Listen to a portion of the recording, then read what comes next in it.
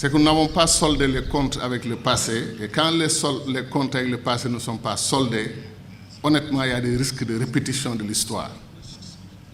Les risques de répétition de l'histoire, c'est qu'aujourd'hui et demain et après-demain, nos dirigeants vont se retrouver. Et je ne sais pas si vous êtes au courant, il y a un projet d'un agenda 2063. L'Afrique maintenant a comme unité de mesure 50 ans. Moi, je trouve ça extraordinaire. Et honnêtement, on arrivera à un moment où ce ne sont plus les arguments, c'est les convictions qui vont jouer.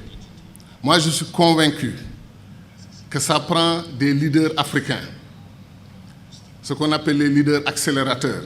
Ils vont accélérer l'histoire de l'Afrique et nous serons tous très surpris par les pas de géants que nous allons faire ensemble. Moi, j'ai dit que je n'étais pas afro-pessimiste ou afro-optimiste. Je n'entre pas dans ces catégories. Je suis afro-inconditionnel parce que je suis convaincu que l'Afrique aura son tour dans l'histoire de l'humanité qui est actuellement en marche. Si nous croyons que l'Afrique ne peut s'en sortir fondamentalement et être dans la cour des grands qu'en réalisant son unité, mais qu'on règle la question de l'unité, comment on va y arriver? C'est ça la question qui est posée. Senghor nous a proposé une voie. Nous avons expérimenté cette voie parce que, contrairement au Nkrumah, parce qu'il ne faut pas qu'on me dise « oui, mais ton ami Nkrumah aussi n'a pas réussi ». Non, il n'a pas réussi parce que sa théorie a été battue en brèche en 1963. Senghor et les Nyerere et les autres ont triomphé. Maintenant qu'on a fait 50 ans de ce que les Senghor, les Nyerere et les autres nous ont proposé, quel bilan nous faisons? 1997, 40e anniversaire de l'indépendance du Ghana. Nyerere a pris la parole au Ghana. Il dit qu'il présente ses regrets à l'Afrique, qu'il aurait dû marcher avec Nkrumah. Mais ça, ce n'est pas moi qui l'ai dit, c'est Nyerere qui le dit. Il dit qu'il a choisi d'aller vers des regroupements d'abord dans les régions et qu'après on aille à l'unité continentale. Il dit j'aurais dû écouter mon frère Nkrumah parce que j'étais convaincu d'avoir raison. Après plus de 40 ans de pratique de notre théorie, nous n'avons pas avancé d'un iota dans l'unité. Pourquoi la Fédération du Mali? Je n'en parle pas beaucoup. Pour deux raisons. Quand on veut encourager les gens à avancer, on insiste sur les exemples de réussite. La Fédération du Mali me gêne profondément en ce qu'elle n'a pas réussi alors qu'elle avait tous les atouts pour réussir. Et ce qui est plus gênant, c'est que la Fédération du Mali a été torpillée par les Africains eux-mêmes. C'était 5 pays qui voulaient ensemble aller à la Fédération. On s'est retrouvé avec 2 pays. Et honnêtement, il n'y a pas dans l'histoire de l'humanité un cas qu'on peut citer de la Fédération entre 2 États qui est forcément réussi. Pourquoi? Parce que la Fédération ne doit pas être un face-à-face. On a eu quoi entre le Sénégal et le Mali? 2 pays frères qui ont travaillé ensemble pendant la période coloniale. Aucun problème. Mais dès qu'on est devenu, entre guillemets, des États souverains, et qu'on a décidé d'aller à l'unité, mais se poser des questions, entre guillemets, de nationalisme non justifié. Des Sénégalais qui disent pourquoi tous les postes sont donnés aux Maliens, des Maliens qui disent pourquoi les postes sont donnés à tous les Sénégalais. On est venu dans une unité, honnêtement, qui a été torpillée. C'est vrai que les Jacques Foccart et tous ces gens ont joué leur rôle. Mais moi, j'ai dépassé l'âge dans ma vie où je continue de blâmer l'extérieur pour nos problèmes. Quand on a des problèmes, même si les autres nous ont trompés ou nous ont poussés dans le dos, etc., mais c'est nous qui avons accepté d'être poussés dans le dos. Et moi, je ne désespère pas qu'un jour, on reprenne la Fédération du Mali. Et je vais être très clair sur une question. Il me plairait qu'un matin, la Mauritanie, le Mali, le Sénégal, regardez, à l'Union africaine, les gens me disaient, mais vous, là, avant de parler de Fédération Sénégal-Gambie, réglez votre problème.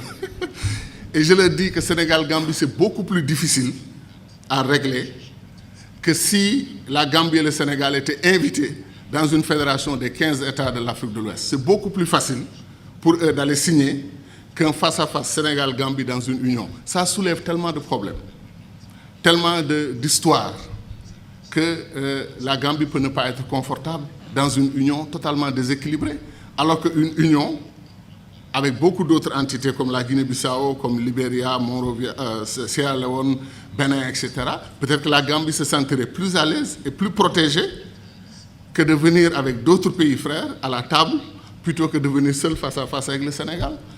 Je pense que c'est des questions pratiques sur lesquelles on doit réfléchir. Si on vous donne les chiffres sur l'Afrique de l'Ouest, vous n'allez pas en revenir. On a, nous, de quoi nourrir tout le continent africain et peut-être même nourrir une partie du monde. Et pourtant, on a faim en Afrique de l'Ouest. Il y a des poches de famine. Il y a des récoltes qui pourrissent dans leur pays d'origine parce qu'on ne peut pas traverser les frontières. Parce que les camionneurs sont fatigués, malgré les règles de la CEDEAO, d'avoir 15 contrôles avant d'arriver au port de destination. Et des gens qui s'habillent en tenue militaire ou en tenue de policier, qui ne le sont pas, et qui vous font des barrages, et qui vous font débarquer toute votre marchandise si vous ne leur donnez pas de l'argent. Alors si le camionneur quitte Bamako avec 300 000 francs pour payer l'argent de la corruption pour arriver au port, et à moitié chemin il a fini ses 300 000, ou il rebrousse chemin, ou il leur donne le camion, les nourrit et il s'en va. La CEDEAO a ce problème interne que les échanges agricoles ne peuvent pas fonctionner correctement. Donc, il y a des façons de faire qui font que nos pays, comme disent les anglophones, become a liability, deviennent un problème au lieu d'être un atout. Or, imaginez le Sénégal et le Mali qui coordonnent leur politique, Sénégal et Guinée-Conakry qui coordonnent leur politique. On fait des routes, au lieu que le Sénégal commence une nouvelle route nationale à Saint-Louis et aille dans un village tout à fait isolé du Sénégal, on va dire au Mali, si on arrive, quel est le meilleur point où on peut arriver pour que vous, votre route, vienne là-bas. Et le Sénégal, au lieu d'avoir fait 800 km de route, aura fait 2000 km de route parce qu'il y a 1200 km de prolongement au Mali. Mais ça, c'est des questions simples que nos dirigeants auraient pu régler pour qu'on n'a pas besoin de théorie, on n'a pas besoin de Nkrumah, on n'a pas besoin de Senghor pour comprendre que c'est des choses qu'on devait faire. Certains disent, vous voulez qu'on ait une fédération, nous, on est un État souverain. D'accord, nous avons conquis notre indépendance. Certains disent par la lutte armée, d'autres disent par ceci ou cela. Mais les États-Unis d'Amérique, la fédération indienne, la fédération brésilienne, vous croyez que le président Barack Obama ose donner des instructions à l'État de Texas? Il ne peut pas. L'État de Texas est un État souverain à l'intérieur d'une fédération. Ils ont leur constitution, ils ont accepté de mutualiser avec le reste de l'Amérique un certain nombre de domaines de compétences. Terminé. Obama n'ose pas toucher aux lois internes de l'État de Texas. Les Mormons dans l'Utah, ils ont leur système de gouvernance. New York est l'État libéral, Californie ultra-libéral. Des États conservateurs, des États qui n'ont rien à voir dans leur philosophie, vivent ensemble et gagnent ensemble au plan économique et constituent la Fédération des États-Unis d'Amérique. Donc quel est notre problème, nous, Africains? Le panafricanisme doit être clair sur une question. Le panafricanisme n'est pas une unité des États noirs. Un Cheikh Anta montrait que les Arabes, 3 Arabes sur 5 sont des Africains aujourd'hui. L'héritage du peuple arabe doit être réclamé par l'Afrique plus que tout autre continent. Donc de ce point de vue, l'unité arabo-africaine devrait être une réalité en Afrique. Les États-Unis d'Afrique devaient concerner tout le continent africain. Et nous ne voulons pas qu'une partie du continent africain se détache pour aller dans la Méditerranée, travailler avec les Européens. Vous avez vu l'UMP et tout ce qu'ils ont tenté ensemble, ça n'a rien donné. L'avenir des pays arabes, maghrébins, c'est l'Afrique. C'est leur profondeur africaine. Tant qu'ils voudront s'allier avec l'Europe ou chercher d'autres alternatives à l'Afrique, ils n'y arriveront pas. Parce qu'ils sont sur le sol qui leur appartient aujourd'hui et qui s'appelle l'Afrique. Mais les contradictions, il y a un magma de contradictions. Ce qui se passe en République démocratique du Congo est un scandale permanent. Des pays africains entrent en République démocratique du Congo, prennent les ressources dont ils ont besoin et repartent. Quand les Belges ou les Français ou les Américains ou les Chinois le font, nous crions. Mais quand des Africains le font, on appelle à des négociations, etc., etc. Il y a des injustices que des Africains commettent sur d'autres Africains. Qu'est-ce qui nous empêche de faire les ponts sur le fleuve Rosso entre le Sénégal et la Mauritanie? Qu'est-ce qui nous empêche de faire le pont sur le fleuve Gambie pour donner une continuité territoriale au Sénégal, régler le problème de la Casamance? C'est pour dire que les doctrines d'intégration que nous avons choisies, après 50 ans, comme on est à... C'est le jour de l'anniversaire. On dit notre bonheur pour ce qui a été fait, mais disons aussi notre préoccupation pour ce qui n'a pas été fait. Nkrumah, depuis 1958, dit que le barrage de Dinga au Congo peut donner de l'électricité à toute l'Afrique, régler le problème de l'énergie. L'Afrique pourra même exporter de l'énergie. On n'a pas commencé 1 centimètre du barrage de Dinga. On nous dit que le barrage de Swapiti en Guinée peut donner de l'énergie à toute l'Afrique de l'Ouest. Où en est le projet? C'est-à-dire des choses simples qu'on pouvait faire et qu'on n'arrive pas encore à faire. Pour aller en Afrique centrale, moi, je fais 4 jours. 1 jour de voyage, 1 ou 2 jours pour régler les affaires que je veux faire là-bas. Après, c'est la bataille pour le retour. La dernière fois, je suis allé à Douala. Air Sénégal a annulé son vol. Je suis resté 6 heures à l'aéroport. Et après, on m'a dit que non, Air Sénégal n'a pas tout à fait annulé. Ils arrivent. On prend 2 avions et on dit qu'on a une compagnie aérienne. 2 avions, ou 2 avions et demi, parce qu'après, on a un petit dash qui tourne, les hélices, etc.